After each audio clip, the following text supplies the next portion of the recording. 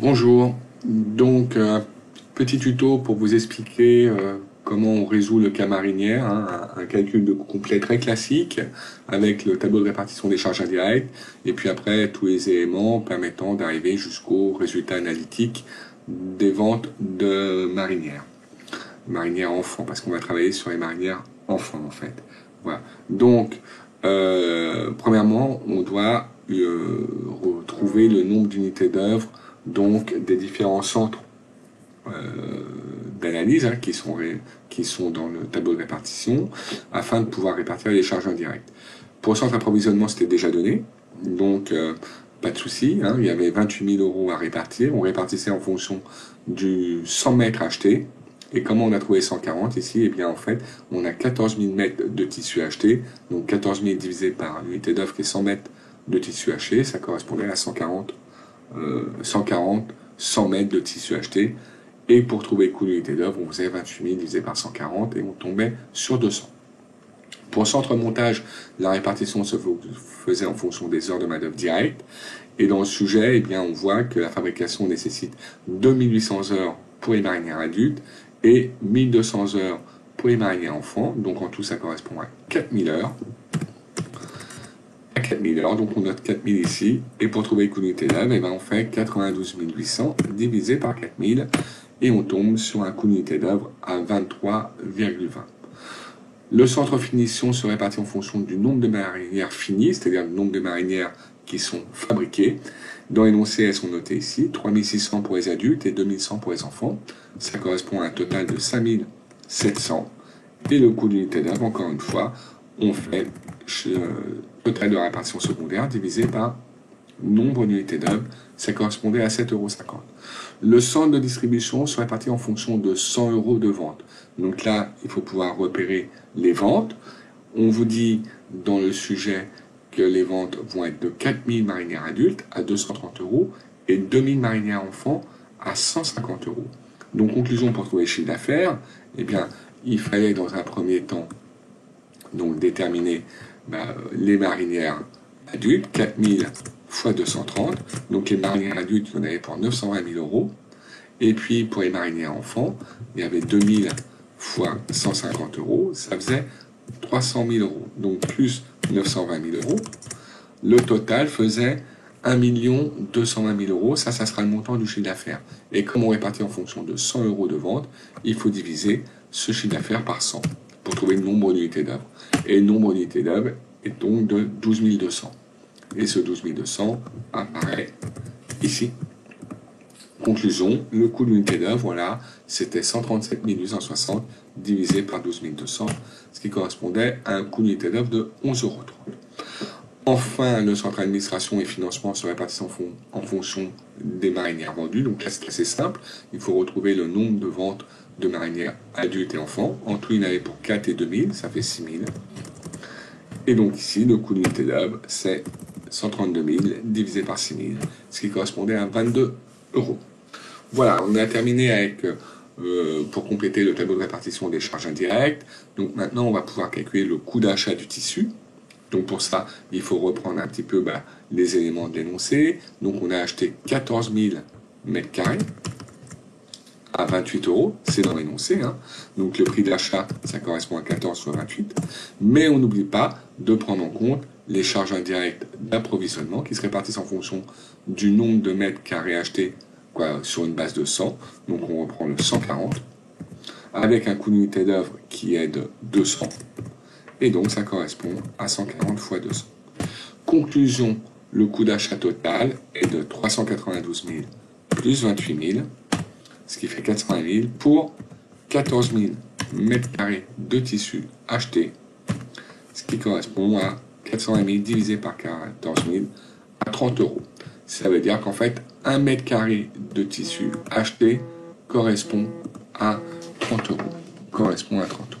Voilà. On a terminé avec le coût d'achat des matières premières, hein, on n'avait que le tissu comme matière première. On va pouvoir passer maintenant à la fiche de stock. Donc là, c'est la fiche de stock du tissu, parce que tout tissu acheté n'est pas nécessairement consommé pour la production. Et puis surtout, il y avait aussi un stock initial qui vous était donné dans l'énoncé. Il était de 2800 mètres de tissu. Donc on va commencer par indiquer donc le stock initial, 2800 mètres de tissu à 27 €, ce qui correspond à 2800 fois 27. Voilà. Et on doit indiquer les entrées en stock et elles sont toujours valorisées en fonction, non pas du prix d'achat, mais du coût d'achat. Donc il faut indiquer les 14 000 ici au prix de 30 €, ce qui correspond à évidemment 420 000. Ce qui va nous permettre donc de calculer, ici je mets en jaune, le coût unitaire moyen pondéré. Et pour ça, on va faire le total des entrées en montant divisé par le total des quantités en entrée. Ce qui correspond à donc à 495 000 divisé par 16 800. On aura donc un coût d'unité d'œuvre, un coût unitaire moyen pondéré de 29,50 €. Et donc derrière, eh bien, on va pouvoir sortir ces produits. Et on va les sortir parce que c'est les produits qui vont être sortis pour donc la consommation de matières premières. Donc là, en fait, on va pouvoir mettre le montant des sorties. Et donc le montant des sorties, eh bien, ici, ça correspond à la consommation de matières premières pour la production. Et on vous dit que comme on va fabriquer 3600 marinières adultes et 2100 enfants, et que pour un marinière adulte, il faut 3 mètres, et pour un marinière enfant, il faut 2 mètres, et ben on va pouvoir connaître la quantité nécessaire pour la production. Alors on y va. Donc marinière adulte, eh bien, ça correspond à 3600 fois 3 mètres. Donc il nous faut 10 800 pour un marinière adulte. Et puis en plus de ces 10 800, pour un marinière et enfant, il nous faut 2100 fois 2 mètres, c'est-à-dire 4200. Donc plus 10 800, on va consommer en tout 15 000 mètres carrés de tissu. Donc en quantité, on indiquera 15 000 mètres carrés. Évidemment, on va prendre en compte le coût unitaire moyen pondéré de 29,50. Donc 15 000 fois 29,50, c'est le coût du tissu utilisé pour notre production. Il reste donc après évidemment le stock final qui correspond à 16 800, le montant en entrée de stock, moins les 15 000 utilisés. 1800 à 29,50 € aussi. Voilà. Mais bon, le stock final nous intéresse moins, évidemment. On n'oublie pas d'essayer de vérifier les totaux, mais évidemment là ça va être identique. 15 000 plus 1800, ça fait bien 16 800 pour un total de 495 600 et on retombe sur nos chiffres 29,50 €. Mais la ligne qui va nous intéresser pour la suite, c'est celle-là. C'est la consommation de matières premières pour le stock pour déterminer après le coût de production. Justement, on en vient au coût de production.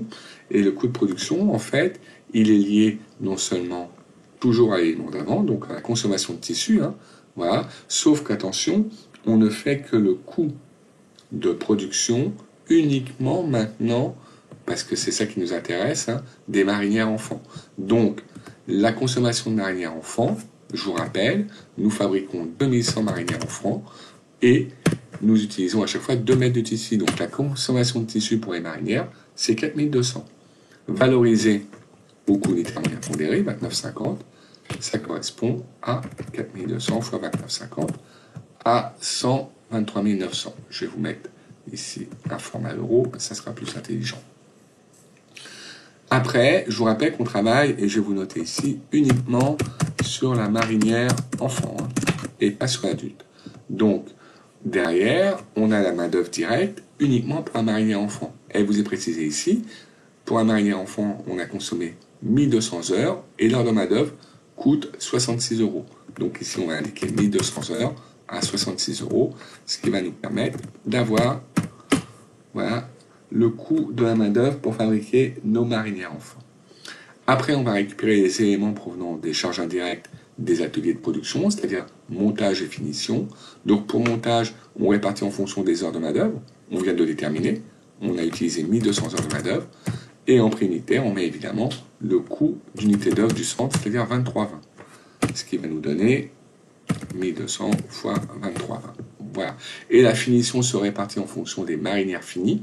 Et bien ici, on a produit, c'est marqué ici, 2100 marinières. Donc, on va indiquer ici 2100 avec un coût d'unité d'œuvre dans le centre finition qui est de 7,50 €. On a donc réparti les charges indirectes des centres montage et finition pour la marinière enfant. Le coût de production est donc la somme de tout ça. La somme, hein. Donc ça correspond à 246 690 € pour combien de marinières fabriquées? Eh bien, c'est marqué dans le sujet, 2100 marinières fabriquées. Conclusion, ici, le coût d'une marinière à la sortie du centre de production est de 117,47 € environ. Ça, ce sont les marinières fabriquées. Maintenant, il faut qu'on gère le stock des marinières enfants, puisque le stock des marinières enfants, eh bien, n'est peut-être pas... il y a un stock de départ, et puis après, on va vendre une partie de nos marinières, mais on n'est pas obligé de vendre toute notre production. Donc, on est obligé de passer par la fiche de stock, comme on l'a vu précédemment pour la fiche de stock du tissu. Donc, on recherche dans l'énoncé le stock initial. Hein, il est indiqué ici, le stock initial de marinières enfants est proposé ici. En quantité, c'était 300. En valorisation totale, c'était 31 710 €. Il n'est pas du tout utile de pouvoir calculer le coût unitaire, là, il n'a pas d'intérêt. Par contre, on met bien le coût de production. On a produit 2100 marinières pour un total de 246 690. Encore une fois, le coût unitaire là n'a pas d'intérêt. Par contre, c'est important, c'est le total. Donc, ça plus ça donne 278 400 pour 2400 marinières en stock, ce qui correspond à un coût unitaire moyen pondéré de 116 €. C'est très bien quand ça tombe juste comme ça, c'est réconfortant. Hein. Après, eh bien, on va sortir les marinières, parce que maintenant, on va sortir uniquement celles qui ont été vendues. On sort du stock de produits finis, uniquement celles qui sont vendues. Dans l'énoncé, il est précisé qu'on a 2000 marinières enfants qui sont vendues. Donc, ici, on va indiquer 2000, à un coût unitaire moyen de 116 €. Voilà. Et encore une fois, le stock final, eh ben, on avait 2400, on en sort 2000, il en reste 400 à 116 €. C'est le stock final qui correspondra au stock initial de la période suivante. Hein. On vérifie, mais il n'y a pas de souci, on va tomber sur les mêmes montants qu'en entrée. 278 400. Ok, on a fini avec donc la production des marinières enfants, le stock, la gestion du stock des marinières. On va pouvoir passer maintenant au coût de revient. Donc le coût de revient reprend le coût de production des produits qui ont été vendus et reprend derrière les différents éléments qui permettent donc la distribution et l'administration de ce produit. Donc ici, vous aviez le coût de production qui provient de votre fiche de stock. Je vous rappelle que c'est cet élément-là qui est important à prendre en compte. Donc ici, on va remettre 2000 marinières vendues qui nous ont coûté à la sortie du processus de production 116 €. Le centre de distribution se répartit, on va remonter, en fonction de 100 € de vente. Donc il faut rechercher le chiffre d'affaires réalisé avec les marinières. Donc je vous rappelle que les marinières, eh bien, elles sont vendues à 150 € et qu'on en a vendu 2000. Donc le chiffre d'affaires, c'est 2000 fois 150 €, ce qui correspond à 300 000. Et comme on répartit en fonction de 100 € de vente, pour trouver le nombre d'unités d'œuvre, on va diviser par 100. Ça correspond à 3000 unités d'œuvre. Donc ici, on indiquera 3000. Le coût d'unité d'œuvre du centre distribution, c'est 11,30 €. Donc ici, on précise et on met 11,30 €. Voilà. C'est la répartition vers les marinières enfants des charges indirectes du centre de distribution. 33 900. Le centre administration se répartit en fonction des marinières vendues. Là, c'est beaucoup plus simple parce qu'on a vendu 2000 marinières. Donc ici, en quantité, on a dit 2000.